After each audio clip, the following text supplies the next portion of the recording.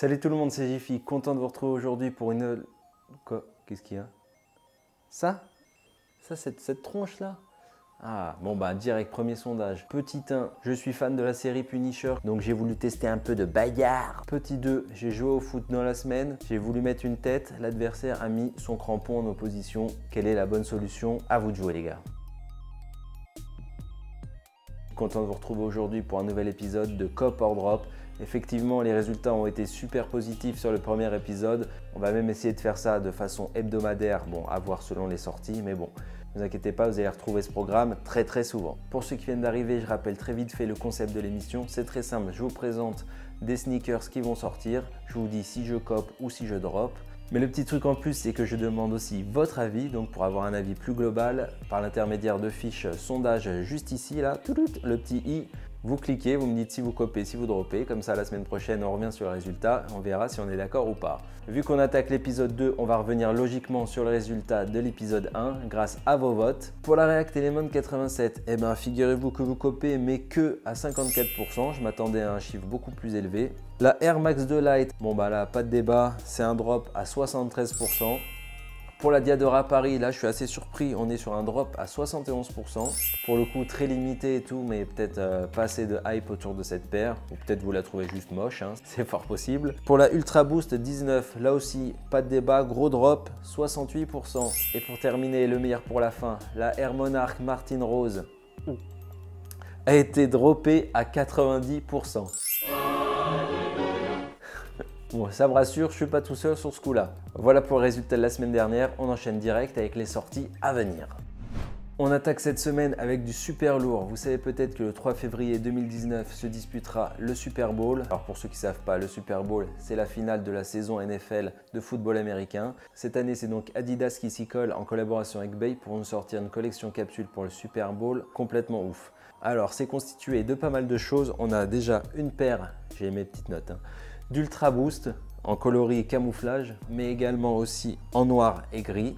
Sur la languette, vous avez la tête Bape avec le drapeau américain, donc pour le Super Bowl. Il y a donc aussi une paire de crampons qui reprend ce camouflage. Un ballon de foot US, donc pareil avec le camo Bape dessus, dinguerie. Alors la plus belle pièce de la capsule pour moi c'est ça, c'est le casque de football américain. T'as le casque chez toi en déco, franchement les gens ils rentrent, ils saignent du nez, mais direct. Il y a aussi un maillot de foot US normal. On trouve aussi un collant à chaque fois dans les deux coloris, un hoodie Shark, des gants de foot US un peu comme ma sortie suprême il y a quelques semaines, et également des espèces de petites manches en lycra là pour chauffer les muscles. Faut pas trop m'en demander là-dessus. En revanche, niveau prix, ça tabasse. La Ultra Boost, elle sort à 249 €, le ballon à 99 €, le casque 600 €, le hoodie Shark 249 €. Donc vous voyez, on est plus sur des prix Bape que Adidas là pour le coup. Alors cette collection capsule, est-ce que je la cope ou est-ce que je la drop? Pour moi, c'est un cop easy. Tout ce qu'ils ont fait autour là, c'est vraiment bien fait. Les prix sont chers, mais ça sera quand même un cop. Maintenant, c'est à vous de voter. C'est par là. Est-ce que ça cop ou est-ce que ça drop cette collection capsule? À vous de jouer. On enchaîne avec le deuxième.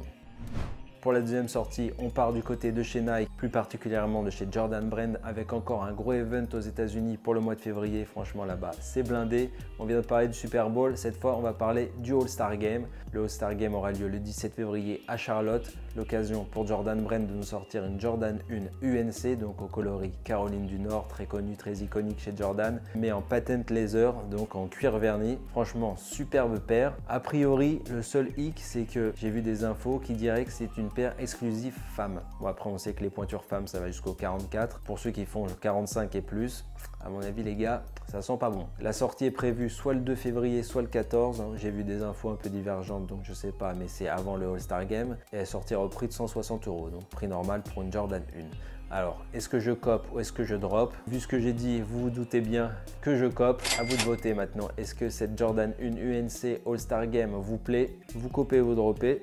C'est juste là.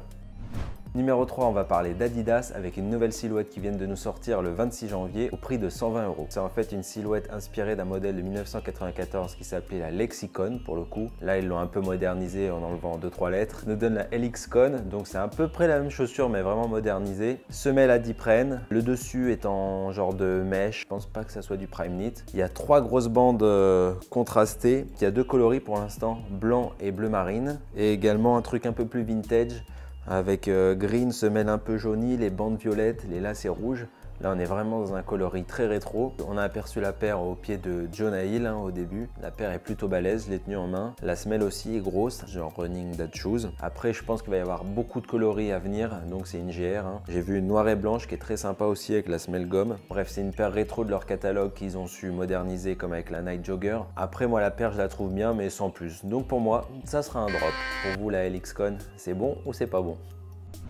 Quatrième paire, on repart du côté de chez Nike avec The Collab. Je parle bien sûr de la collaboration Nike Off-White avec la Air Max 90. Il semblerait que ça soit la dernière paire de la collaboration.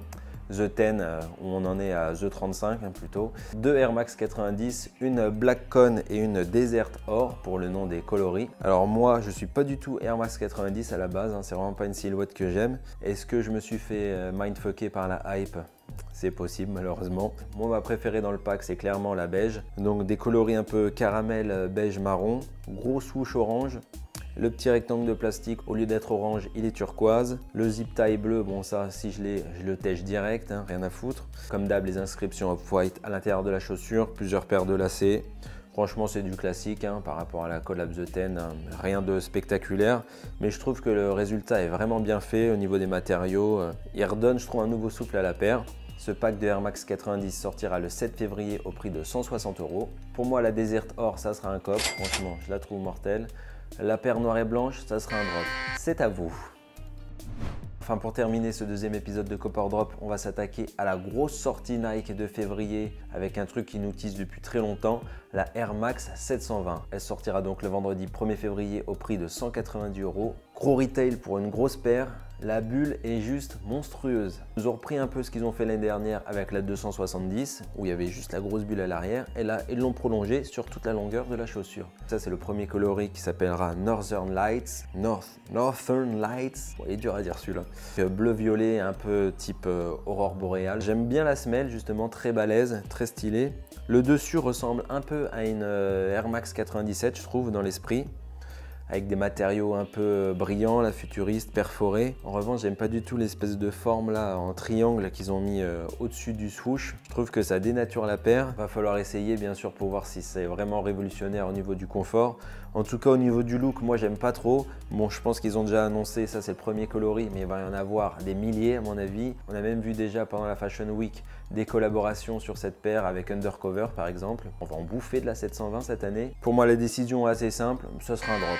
Déjà le retail est super cher. Après j'aime bien la bulle mais sans plus. Et le dessus, le upper, j'aime pas du tout. Vraiment trop futuriste pour moi. Après je comprends qu'on puisse kiffer. On va voir d'ailleurs ce que vous en pensez. Moi c'est un drop et vous, c'est quoi?